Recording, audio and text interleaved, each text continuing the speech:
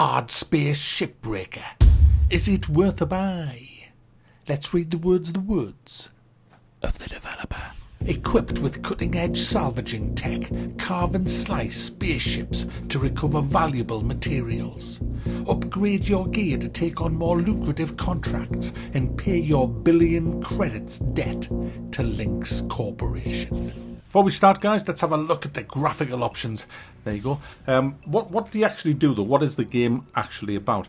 Obviously, it's about breaking down ships. The clue's in the title. You're in $1 billion worth of debt, and you, as a shipbreaker, have to buy ships in and salvage them. Just rip them apart and sell off all the little bits. You'll be given work orders for each ship, which is basically special things that you have to salvage intact off that ship, and in order to complete your work order. You level up with cash. Obviously, you're paying off your loan all the time, and you also get money to actually upgrade your gear and eventually buy your own gear, because you're renting everything at the minute, which is why you have big overheads for each salvage order that you do. To salvage a ship, that's the hard bit, and it can get very hard, quite complex. It does. You do get used to it, especially when you're doing the same ship over and over again, as you have to do, because there's a lot of ships that's pretty much the same in this, so you get to know the layout and you learn where the hazards are in that ship.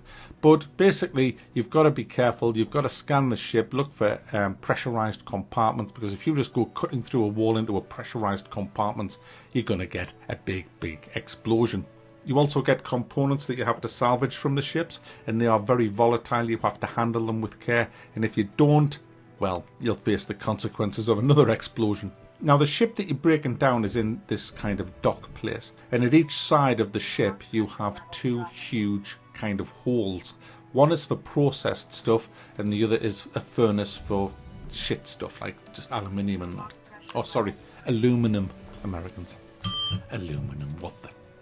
It's aluminium, dear me.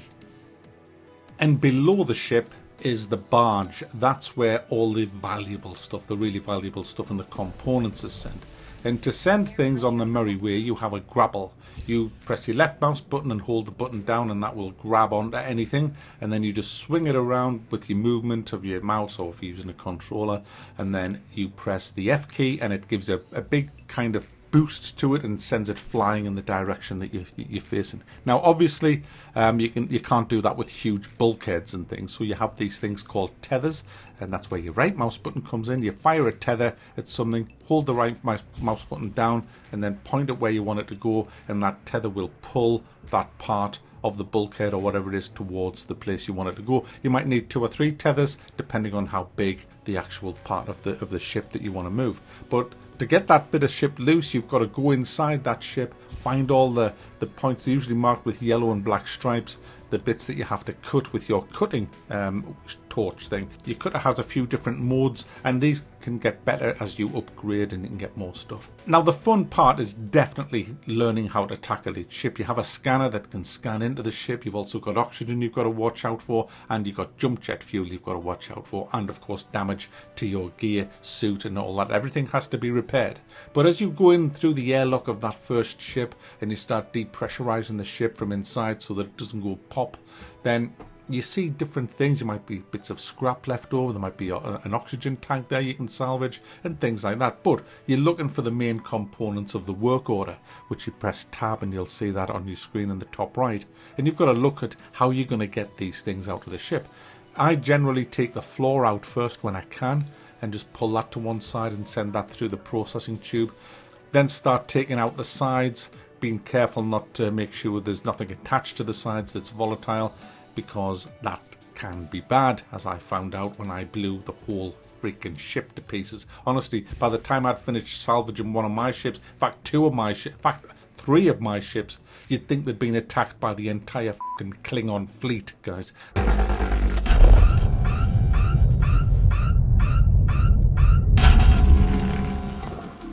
It was no professional cutting job, all neat and tidy. There was just bits everywhere, guys. And the whole ship was drifting into the furnace. It was just, it was a nightmare. Absolute nightmare. But I learned by my mistakes. Actually, I didn't, because I did the same thing on the next ship. But then I learned by my mistakes. Check what's behind the wall you're about to cut into.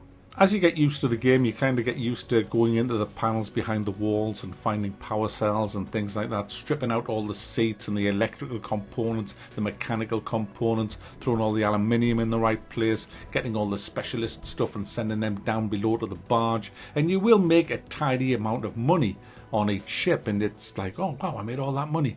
And it says, yes, you now only owe 937,000. And it's, oh, what the hell? And that's a problem. It's this whole idea that you're in this billion-dollar debt, and so you'll spend 20 minutes, maybe 30 minutes taking down a ship with a couple of different shifts, and you still see a big red debt line, and you don't really feel like you've achieved anything. And I think that's a mistake. I think the developers should have started this off with you with zero, so you could see how much money you're making and start amassing money. You can pay your debt off and then start making money, but it didn't appeal to me, just being in debt all the time and just not really making much of a cut into it. Obviously, with the bigger ships and the bigger work orders, that will come down a lot faster. But for me, it wasn't really a good carrot on a stick incentive. I prefer to make money rather than to pay off a debt. Another thing that really made me dislike this game is that everything's on a timer. Your work orders, your timers are so short, you might have 10 minutes, which just isn't enough for a lot of the ships, especially when you're learning your way around. So you have to go out and do it over another shift, which means more overheads, which means more debt. And it just I found myself really rushing as the guy's saying, hey, you got 2 minutes left. And I'm just slicing through walls, desperately trying to find the last piece of the work order. And I found it stressful. I didn't find it fun in that sense at all. And for me, that's a mistake. I mean, like I say, you can come back and take as much time as you want, multiple work orders, but you will incur multiple bills for doing that. And another thing, as I was playing this, I felt like I was playing part of a bigger game, but I'm not. This is the game. And what I mean by that is, why can't you have your own company?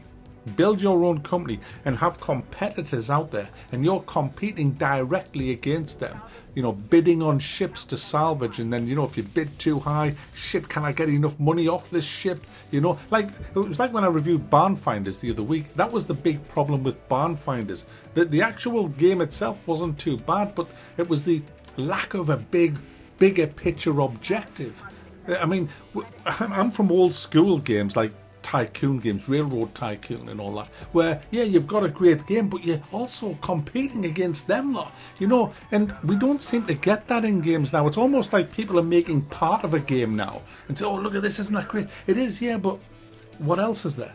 And I would like a bigger picture in games like this, especially ones where you can make a lot of money. I mean, if you really take your time to salvage the entire ship, you will make a good chunk of wedge out of that one ship. And if I was competing against other AI players or even multiplayer, then I would want to do that, but not when I'm on a timer of 10 minutes with overheads for each time I go on a new shift to reset the timer.